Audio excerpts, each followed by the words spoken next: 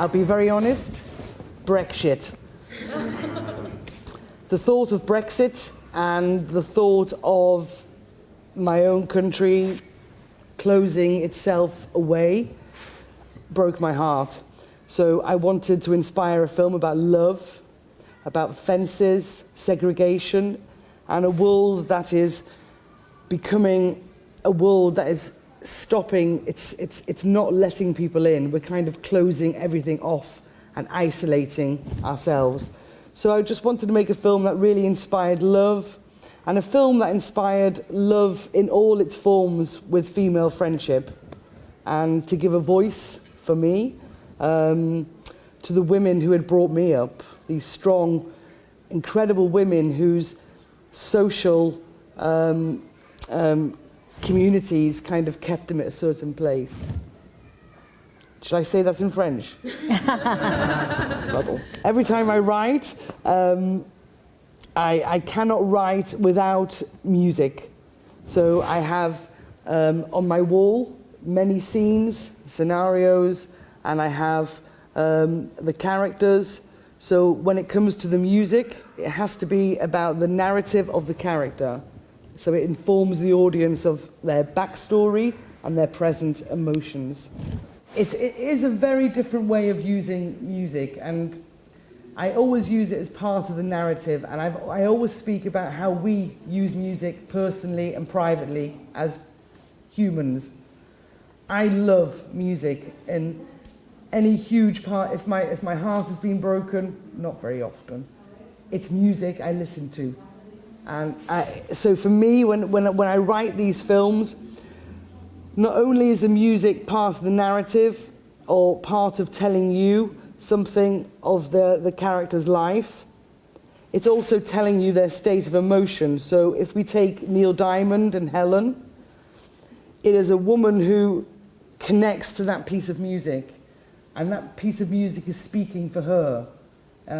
So I always say it's a very personal and private kind of connection. So it's very important when we go to shoot, the actors have training for their muscles and how to use their muscles, but I never want them to sing perfectly. In certain parts, they will listen to the song and speak the song, and sometimes they will sing it. So it really is an instinctive feeling for that song. So for me, not karaoke, because it's not a showing of something, and it's not a musical, but because it's not covering anything. It is, I suppose, a genre that is, I haven't seen it before, but it really is. I think if you put yourself in a position, I'll tell you something. My father, my dad, my papa, loved John Denver. Terrible singer. My dad loved him. And me and my dad would sing... Annie's song? Yeah, Annie's song. You fill up my sense. And we'd fun singing it, laughing. I lost my father this year, and we had it played at his funeral.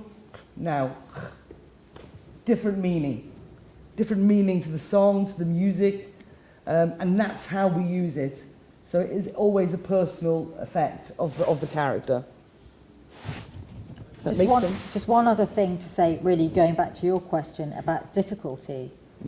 Of course, very often when you're using music in a film, you're putting it in after you've done the filming.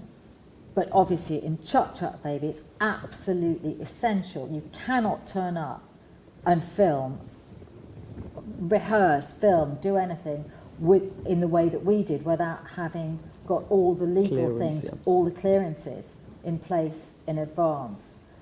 And I think that was another difficulty, because we have some big songs in there, but also to explain to the publishers, explain to the record companies what we were doing.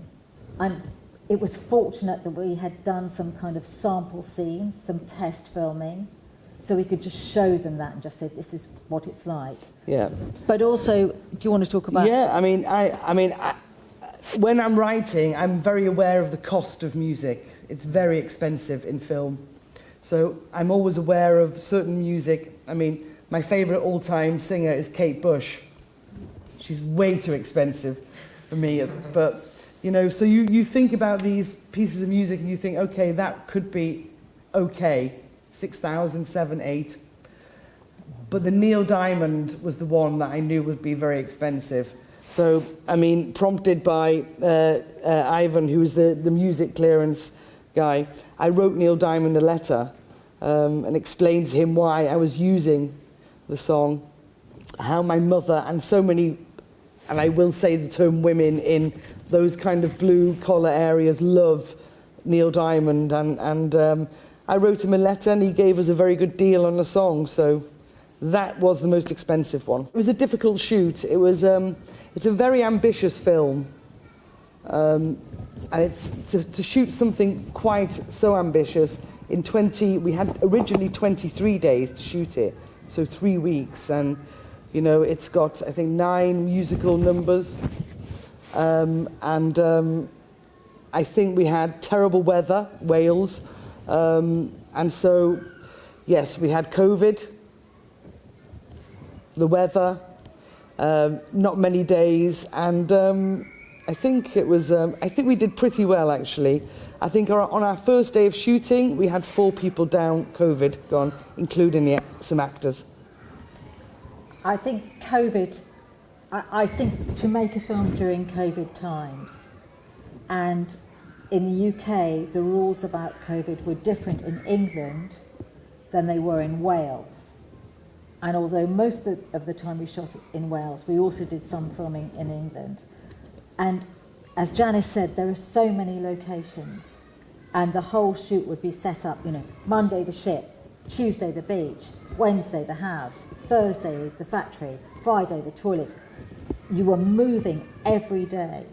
And then, you know, on the Sunday night, an actor would be ill with COVID and everything would have to go. And you're sitting there on Sunday night saying, gosh, what will we film tomorrow morning and where will we film it? And how quickly can we rebuild that? So I think anyone who made any film during COVID, you know, it's an extra challenge. Yeah, you had to be prepared for the worst case scenario. Just to say one more thing about the difficulty of filming, it's always hard to raise the money to make a film. And we were incredibly fortunate. We had the BFI, the British Film Institute, BBC Film, Film Cymru, which is Film Wales, the national body. We had some private money in the UK. We had some private money from America. And you're always building a jigsaw.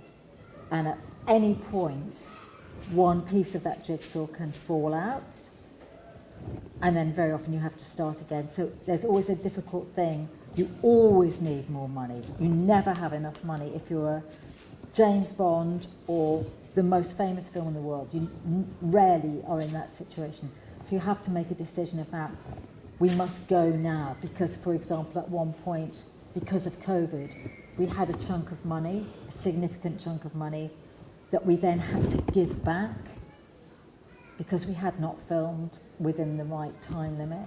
And it's very, very hard as filmmakers. You've worked so hard for so long to raise that money, and you have to give it back and just hope it's going to be okay. It was okay. But, you know, when we talk about it now, and we say, oh, we had the BBC, and we had the BFI, and we had Film Cymru, and we had some private money, you know, I'm not trying to make us martyrs, I'm just trying to say it's really hard to pull that together, as it is for any British film. We were in a very fortunate position in lots of ways, in that we managed to put the finance for the film together without having a distributor on board. So that doesn't happen very often, but it's great in lots of ways, but it also has a downside. So we have I don't know if you know the phrase sales agent. So a sales agent is like an estate agent. Sells houses, a sales agent sells films. So we have a sales agent on board now.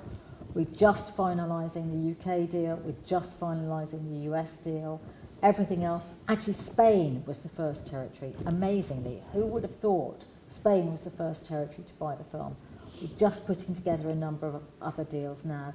but it is slowly, slowly, and that's why having a festival run, and we have had a very, very good festival run with Edinburgh, Toronto, Zurich, and many more, and obviously being here. That's why having a festival run and getting good press, getting good reviews, getting good word of mouth is so important before you go out to distribution. I love the wake scene because it was a time for us. It was all the scenes were hard to shoot. There's not one scene or one take in that film that goes over 3 takes. Everything had to be within 3 takes. That's how crazy the schedule was.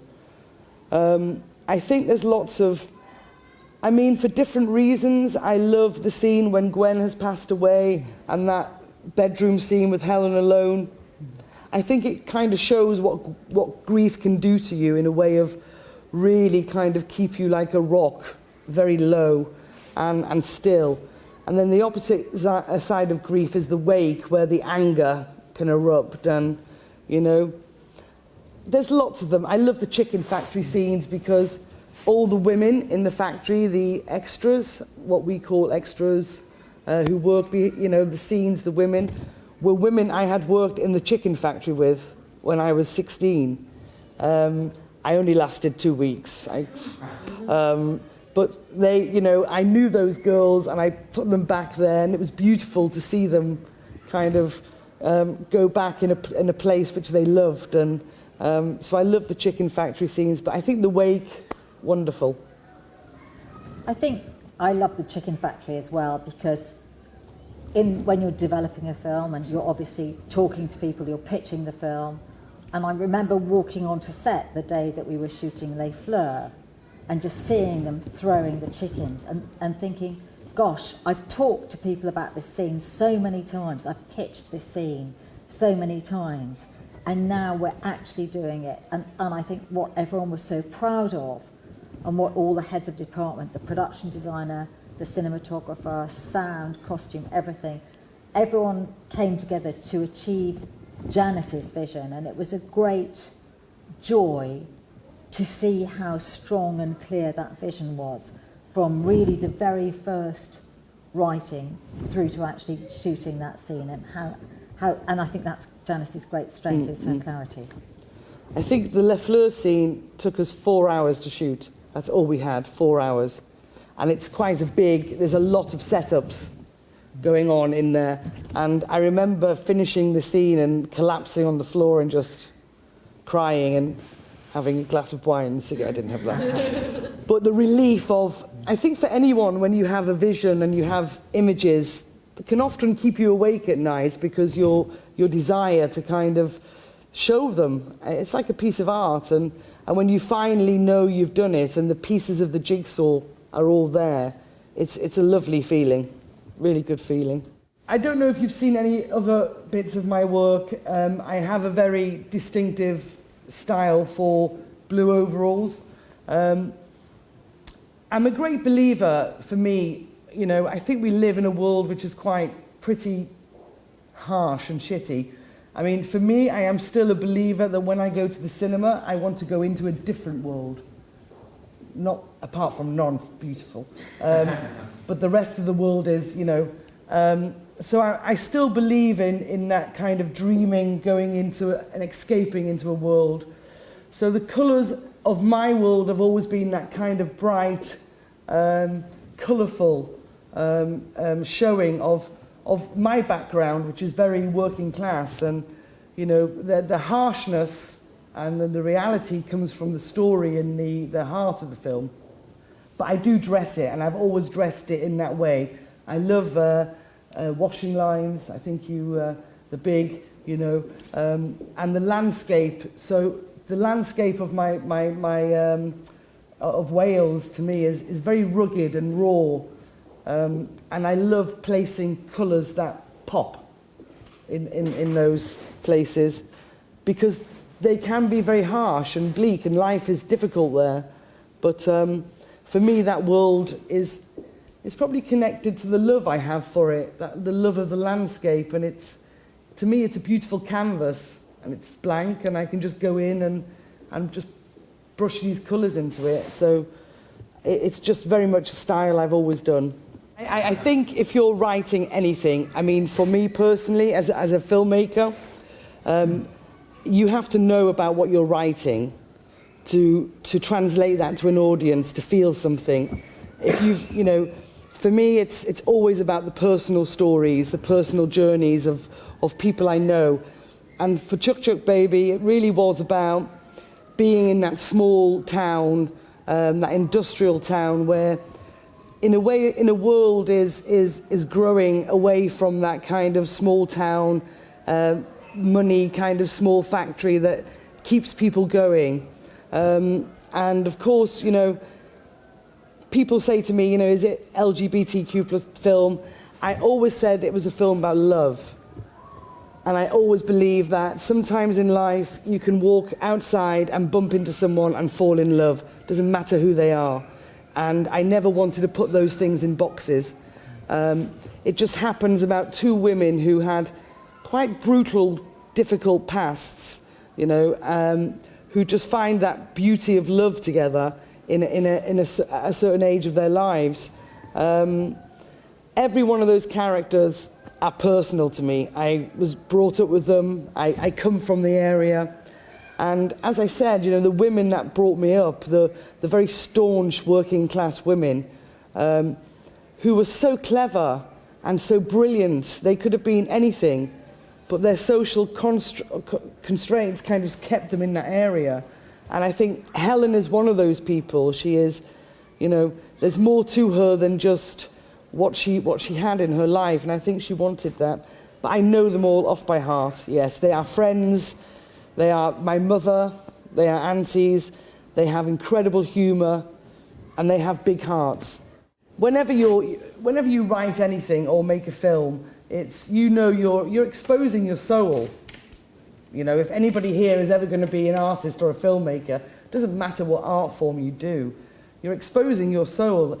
I remember being in Toronto, and I was very concerned because this is a very small little Welsh film. Toronto's huge. And I walked in and I was like, shit. The screen was like huge and it was packed. And I was thinking, how is this going to translate? And it's like having, it's very difficult for me to sit with the audience because it's like having open heart surgery.